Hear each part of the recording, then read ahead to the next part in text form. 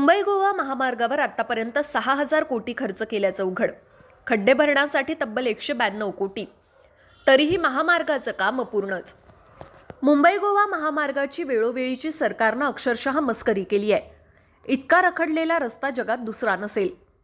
कोकणातील जनतेला गृहीत धरलं गेलं.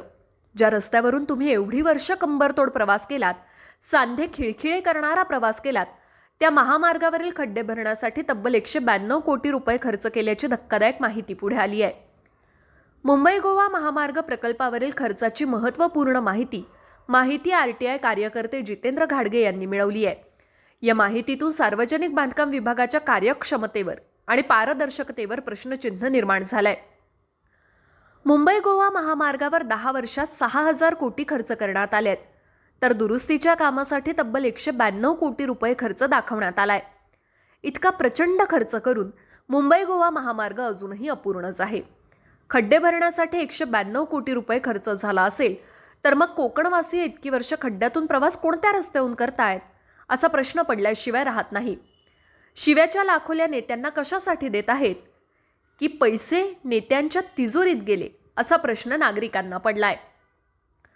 मुंबई गोवा महामार्गाच्या 471 किलोमीटर पट्ट्यांपैकी फक्त 84.6 किलोमीटरसाठीची जबाबदारी आपली होती, तर उर्वरित रस्ता PWD विभागाच्या अखत्यारीत येत असल्याची माहिती नॅशनल हायवेनं दिली आहे. पुढे खुलासा केलाय की 2013 पासून त्यांनी नवीन रस्त्यांवर 1,779 कोटी 85,57,110 कोटी आणि दुरुस्तीच्या कामावर 145 कोटी 82,36,926 कोटी खर्च केलेत. या व्यतिरिक्त नॅशनलनं 2011 मध्ये एका कंत्राटदारासोबतचा करार निरनिराळ्या त्रुटींमुळे रद्द केलाय. दुसरीकडे PWD पेण कार्यालयाचे RB कदम, जे सुरुवातीला माहिती देण्यास टाळाटाळ करत होते, त्यांनी अखेरीस अपील आदेशानंतरचे पालन केलंय. त्यांनी दिलेल्या माहितीनुसार नवीन चौपदरीकरण महामार्गासाठी 2,354 कोटी 72,50,000 रुपये खर्च करण्यात आलाय. दुरुस्तीच्या कामासाठी कोणताही खर्च करण्यात आला नसल्याचं सांगण्यात आलंय. PWDच्या रत्नागिरी विभागानं 2018 ते 2023 पर्यंत नवीन रस्त्यांवर 18,015 कोटी 85,50,959 रुपये खर्च करण्यात आले आहेत, तर 2011 ते 2023 पर्यंत दुरुस्तीच्या कामावर 46 कोटी 20,79,483 रुपये खर्च करण्यात आलाय.